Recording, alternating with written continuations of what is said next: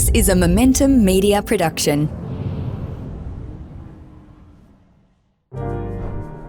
Welcome to the Lifestyle by Design show with your host, Ben Handler, showing everyday people how they can turn buying property into a career. Good to have you on here, Em. I'm excited, Ben. Very excited. Yeah, it's been a while. I'm looking forward to diving into the world of Emily Wallace. So what's been happening for you lately? Well, it's been interesting times, as it has been for everybody, but certainly we've been busy and productive and buying lots of houses, which is what we love doing. Nice. And the lockdown, how's that been? I know you guys in Victoria, it's been pretty chaotic. So how have you managed to walk through that without all the chaos?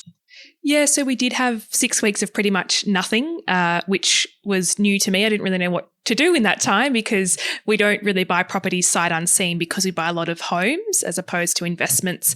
During that time, really just put lots of systems and processes in place for the business. And then coming out of it, we're now in a really good spot. And we feel like we're sort of sprinting, I guess, to Christmas at the moment. Awesome. Yeah. For the listeners that, don't know you, I mean, I'm a massive fan of yours and I admire what you've done in such a short period of time, not just with your respective business or businesses. I know you've got quite a few, which we'll talk about, but more so from also a personal branding point of view. I think it's just incredible over such a short period of time, what you've built for yourself. It's incredible. So, I mean, maybe we can start there and just dive into that around like, how did you just start, building this prolific brand? I think the biggest thing is I learned very early on that you can't be a best kept secret. And if people aren't seeing and hearing you, they don't know about you. And yes, of course, skill and abilities do come into play, particularly in purchasing homes. But more than that, the visibility of seeing the person and being the face of home buying became very apparent very quickly. And it literally is as simple as being consistent with quality content. That's very much how I build out my personal brand and adding value to people. I don't put out content that's salesy. I just put out content that really helps people and sort of positions me as an expert in that particular field that I want to work in. And was it challenging? I guess you came from correct me if I'm wrong, you came from a corporate background as an employee. So you were completely new to the world of entrepreneurship. So I guess, was that a challenge for you to then just jump through as an entrepreneur and start just getting into it? Definitely at the start it was, particularly when I look back on some of the video content I used to put out. I was a bit stiff and I didn't really know how to speak to camera. And it was very much, I guess, building up that muscle so that it just became the norm. But certainly in the beginning, I did go from, I guess, being nobody really. Like I was an employee in a corporate situation, working a 9 to 5. I was just really a number in the grand scheme of things to actually running my own show and being the face of that was a big adjustment, but one that I very much embraced and I love it. Yeah, you certainly embrace it. I'm not sure if you recall this, and I guess I'm paraphrasing, but when we had a conversation, I think it was in 2018, right? So it was around that time that we first connected. I remember you did say to me something around the lines of, you weren't sure if you wanted to go out on your own, like run your own business. You were thinking of working for someone, which I can understand. It's daunting thinking of starting on your own. And then I remember I think it was a text or a phone call I got from you and you just said, listen, I've registered my business. I've launched my website. I'm going out on my own. So you really did grab it by the horns and you've really ran with it. Yeah, it was a very quick turnaround from sort of being like, oh, should I work for somebody? I made a few phone calls. No one really wanted me because I didn't have, years and years of experience. And so I was like, you know what? I'm just going to do it myself and draw upon people in the industry to have mentors and build out my own way of doing things, which has, as challenging it was, don't get me wrong, it was very challenging in the first 6 to 12 months. But now I feel like that hard work has really paid off. Yeah, it looks like it. And so what's the focus now? I mean, for the listeners here, you obviously put a large focus into owner-occ, into first home buyers, right? And is there a specific price point that you're helping just ordinary buyers work in? Look, we really only buy things probably under the 2.5 mark, which in Melbourne doesn't actually buy a lot anymore. It's, family homes and first homes, but about 70% of our business is $1 million and under. So a lot of first home buyers getting their first property, getting into the market. We are a fixed fee advocacy. So really we're not chasing like multi-million dollar purchases. We just love working with first home buyers and family home buyers. And with the first home buyers, obviously, if you look at that group of buyers, they need the help the most. They've never gone through a property transaction that's been successful. So I guess, was there a specific reason why you wanted to focus attention in that group? That very reason. I mean, you aren't taught this at school. They need the most help, and they really, they don't know what they're doing. Most people that come to me go like, I just don't know what I'm doing, Emily. Can you please walk me through it? Even just knowing the process and what comes in what order is helpful to me, let alone finding off markets or bidding at auction and that sort of thing. So I guess I appeal to first home buyers because I'm in a similar age demographic as well, and certainly speak their language. It's a lot of millennials. So that's been a great way. Like, our clients are our friends, really. And that's the beauty of doing what I do, is that, yes, we help them buy a house, but we go back and visit their home and see them in that place. And I really do love that piece of the puzzle. Yeah, nice. And in regards to all these other businesses you're running, I wanted to dive into that a bit, because you're not just running your advocacy, you also, correct me if I'm wrong, you've got an education company, you're also involved in an active podcast. I'm probably missing some things, so it'd be good to hear about what you're doing. Yeah, so I do have an education-based business, which is a lot of training around particularly LinkedIn, but social media more broadly for companies that are looking around their personal branding and company profile, specifically more so in the real estate industry and also for mortgage brokers.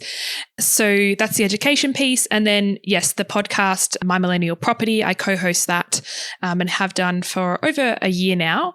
And that's been great. It's so good to jump on weekly and talk property. Like, I could talk property all day long. So I don't really see it as a job as such, but it's certainly good fun. And, longer term, I really do want to build out a business that basically is an advocate for advocates. I think, people who listen to this show would be across what an advocate is, but the general public, there's still this education gap that people don't know. And so long term, that's where I'd like to steer a business in towards promotion of advocates, so that all buyers can have access to one and understand what we do. Absolutely. And I guess I saw a post from you recently around off markets, right? So it seems like you're heavily involved in snapping up off market deals. Yeah, so it's very much what we've become known for. So my colleague Kobe and I, we work as a dynamic duo, and her role being agent liaison, that is a role I made up, and now I think the industry's cottoned onto it. So agent liaison being that we do leverage agents for off markets. And just looking at my whiteboard behind me, we've purchased 39 properties this year, and 28 of those have been off market. So it's over 70%. Which is huge. It's massive. It really is. And that is honestly down to our agent relationships and how we foster them and how we see them as colleagues, as opposed to, one side and the other, like buyer versus seller type of thing. We very much are colleagues and work together. Yeah, when I said it's huge, it seems like it is huge for Melbourne, because a lot of stuff runs to auction. Correct me if I'm wrong. It's a very very sophisticated auction-focused market. So to get those type of results it's very impressive. You got to be finger on the pulse, got to be prepared to make the phone calls and really, harp on about the profiles we're working on and have people want to do a deal with us. I think that's the biggest thing that sort of goes unnoticed in the industry is people want to work with people that make their life easy and that they enjoy working with. So if you can be an advocate that makes the agent's job as seamless as possible and work together and collaborate on things, it does get great results for buyer and seller. Yeah, absolutely. And so your team member, Kobe, yep. Yeah, are you looking to expand like that team further? Is there a goal around that? Look, I think we work so well together and we're both sort of like, what would a third person look like? I think very much in the form of an assistant in some sort, because to do the volume that we do need help. But more generally, my goal is to build out that sort of advocate for the advocates. I seem to be a bit of a centre point for people asking recommendations for advocates in different states. And so that could be a full-time role in itself. So my goal is to keep lean and boutique here in Melbourne, but certainly to promote advocates more Australia-wide and be the voice of that. Very nice. Well, you're certainly it seems like you're getting the lead gen already from a lot of from some of your other businesses that's going to support other buyers agents, which is great. And the word advocate, it seems like it's a Melbourne thing, right? Yeah. I stick to it heavily because I just think there's this more, a lot of consumers get confused when you say buyer's agent. They're like, are you a selling agent? Are you a real estate agent?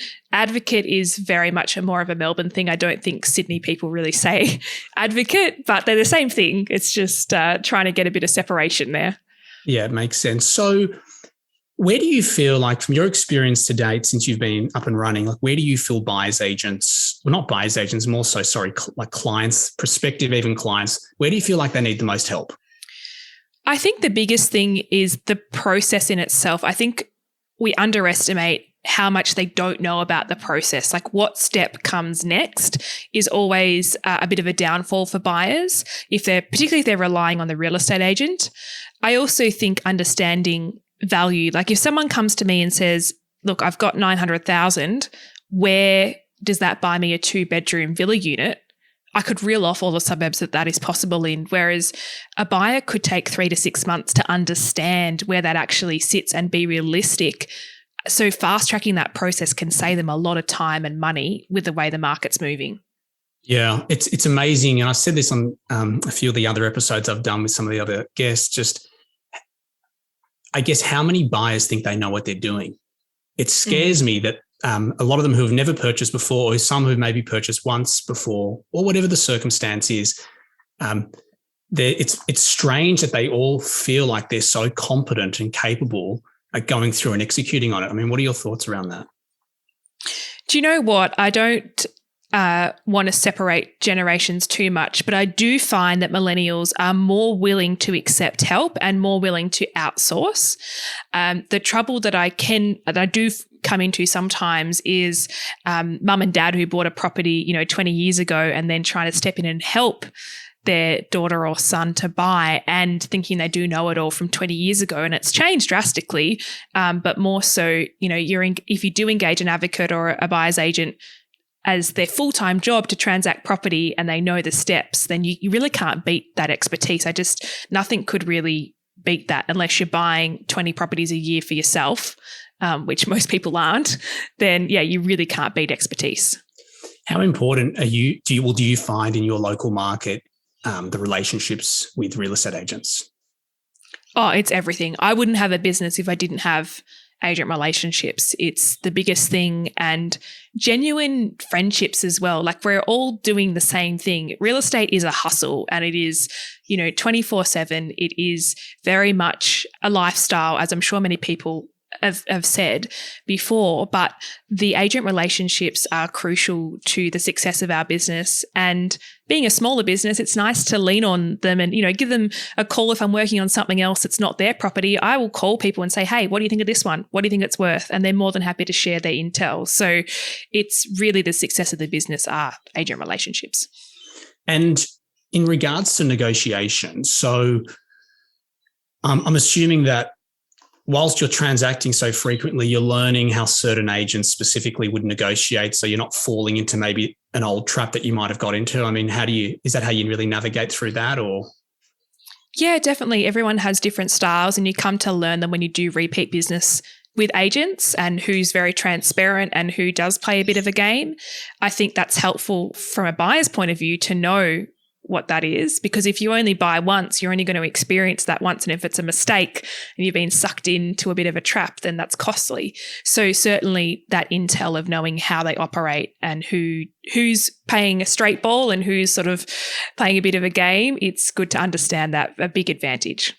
Yeah, nice. Hey, just before I forget, for the listeners, if you are considering turning buying property into a career, you can go to smartpropertyinvestment.com.au. You can click the podcast tab at the top. Then you'll see this podcast, Lifestyle by Design. And then you can just mark up that for the scholarship program. Every episode, there is 3 scholarships that BAI put forward. So yeah.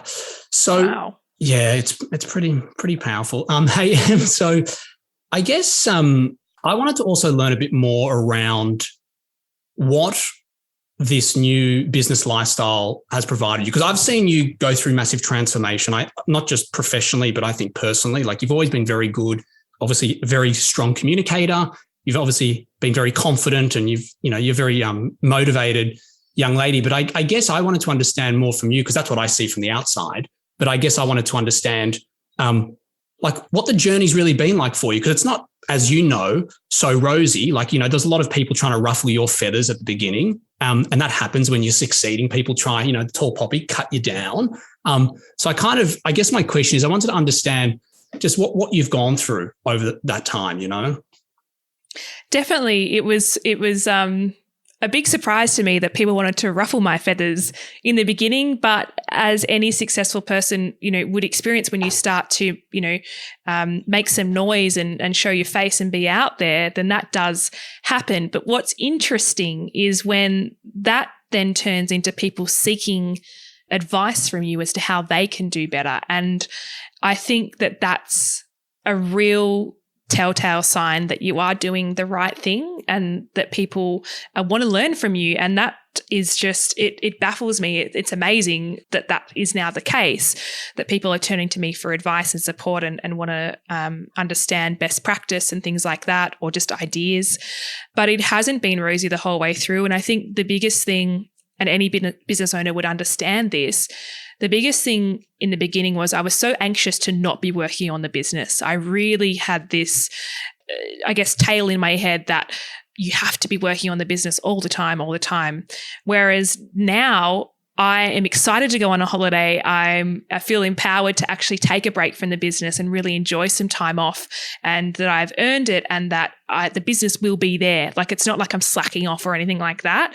I think that's one of the biggest traps business owners fall into, is that they can't switch off from their business. And although my mind will always be ticking and thinking about it, I feel that I'm in a place where I'm ready to have a good break over Christmas, New Year, and feel okay about it and not feel guilty about it. Whereas previously that's been a really hard thing to do.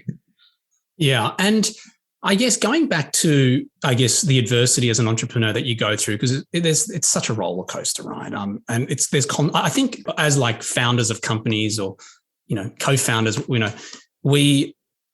we're putting out fires, and I feel like we're just focusing relentlessly on solutions, just challenge after challenge, and, what's the solution? But how have you typically dealt with adversity, throughout your time that you've been really climbing the ladder? Like, is there special things that you do? Like, is there like a mentor? Is there a certain breathing exercise? I mean, have you got something like a vice to deal with it?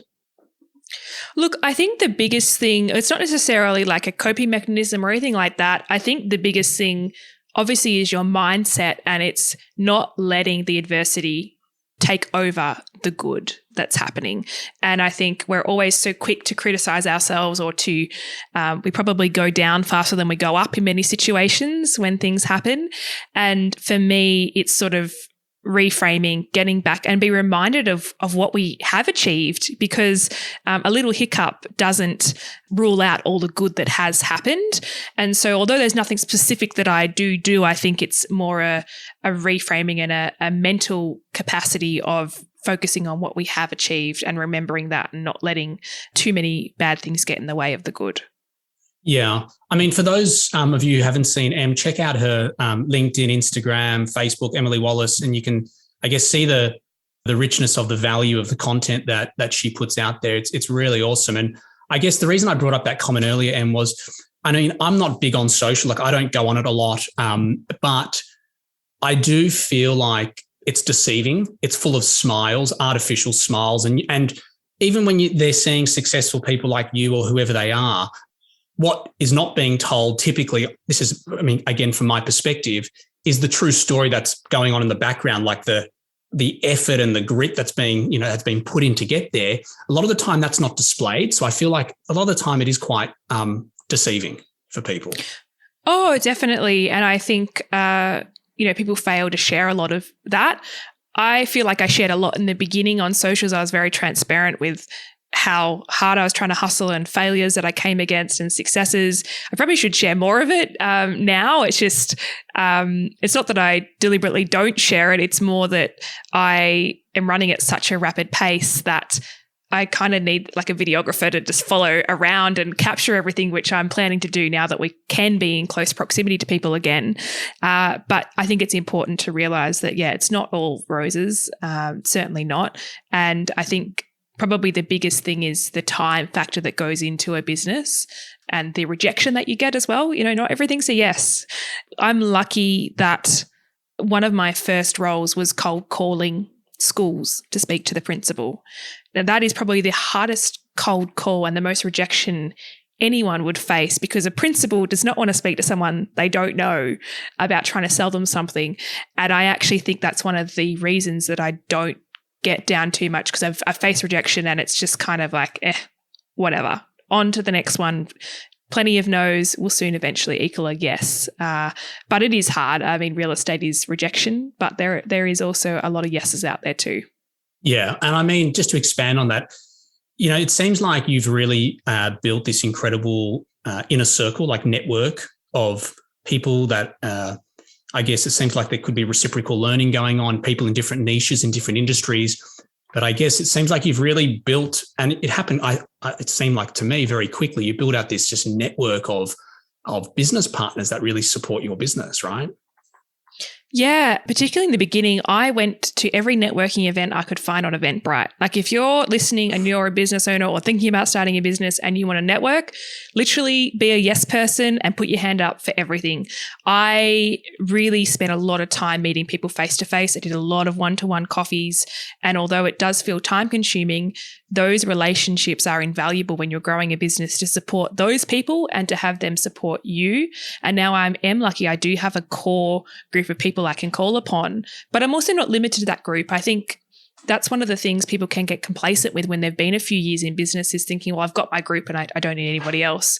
But what if one of those businesses were to go out of business? What does that look like for your business, and vice versa?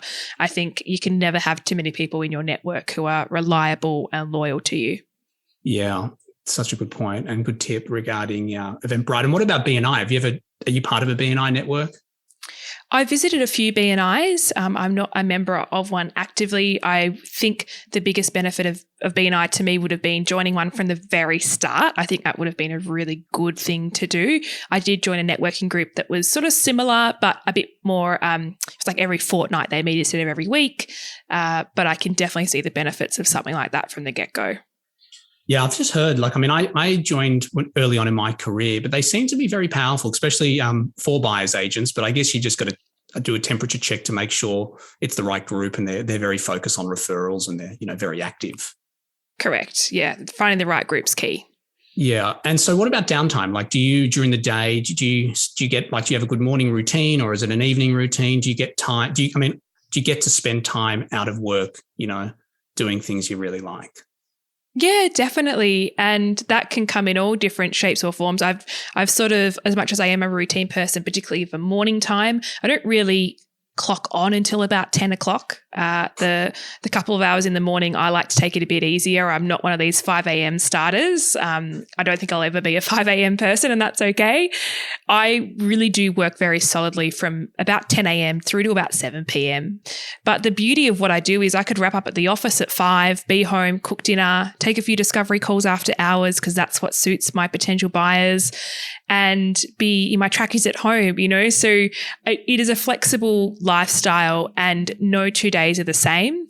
Sometimes we have a sprint of a couple of weeks where we're really running mad. And then I think the biggest lesson is to embrace the time where it is a bit of a lull and take things a bit easier. Do personal appointments in the middle of the day because you don't have open for inspections. Take a weekend where you can take a night away and just get a bit of a break. That's something that I've really come to learn and actually really enjoy.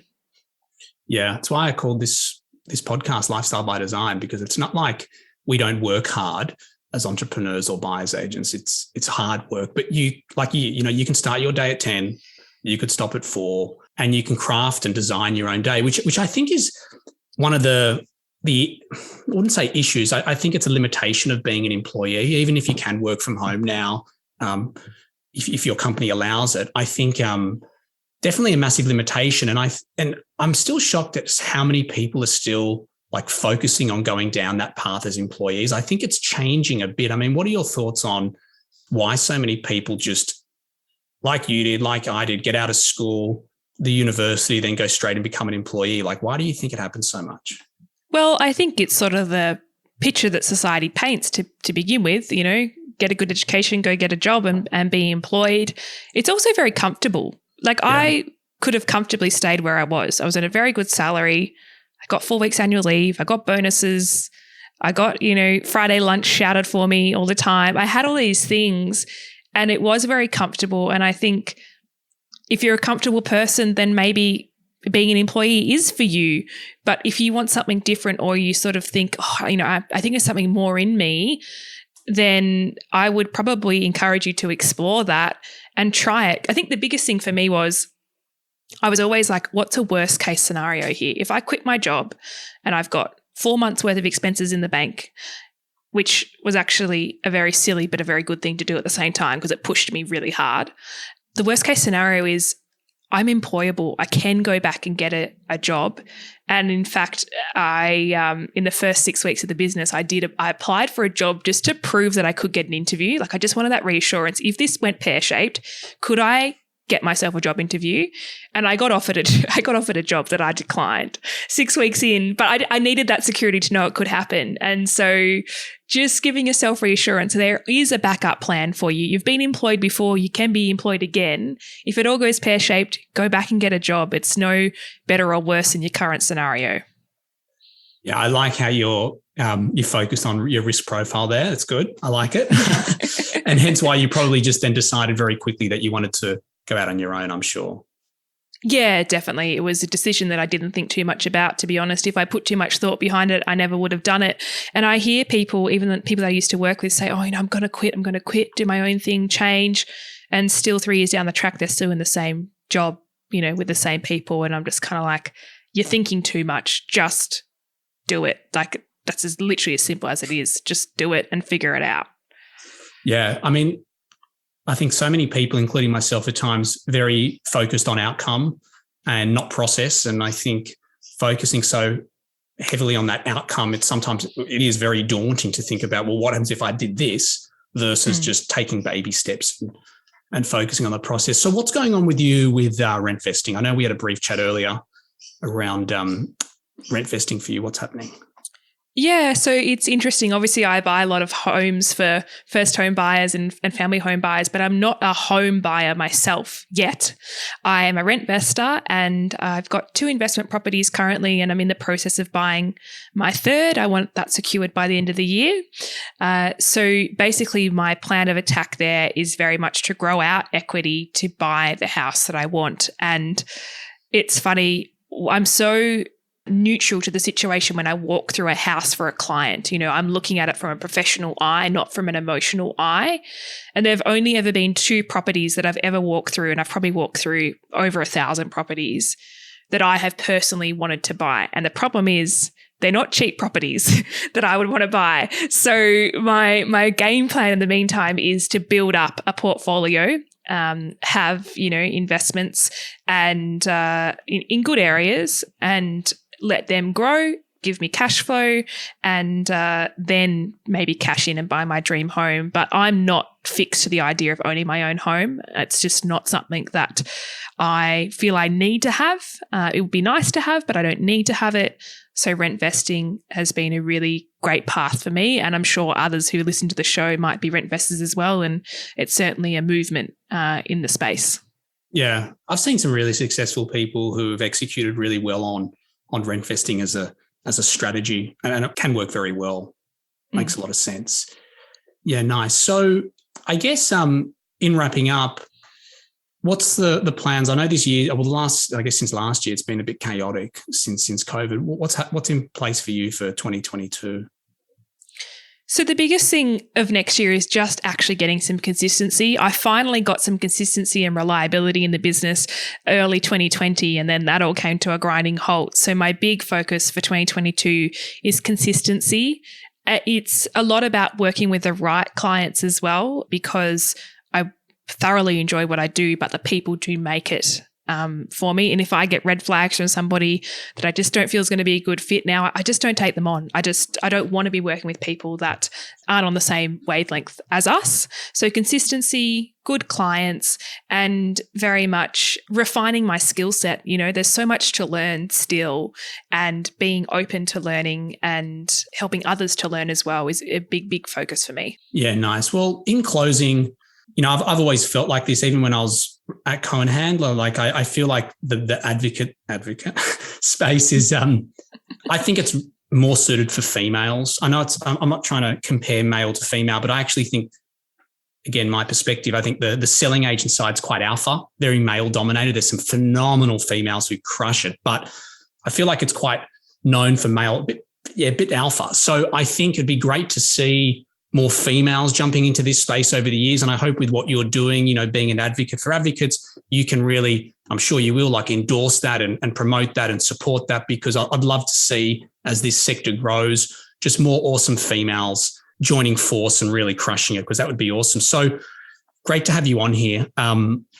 Appreciate your insight and congrats on all your success. And for those who are listening, check out, again, Em. You can visit her socials. You'll get a lot of value.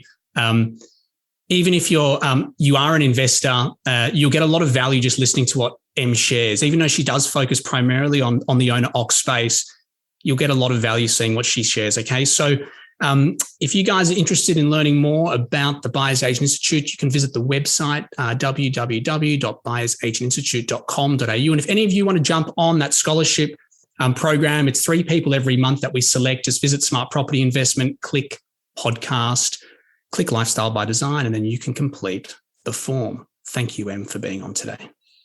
Thank you. Really enjoyed it. And that's an awesome program, the scholarship program. I wouldn't be where I was if I didn't do the course as an introduction into this amazing world. So if you're listening and thinking, oh, should I apply? Like, definitely apply for it. And amazing if you get selected as a scholarship recipient. Thank you. Appreciate it.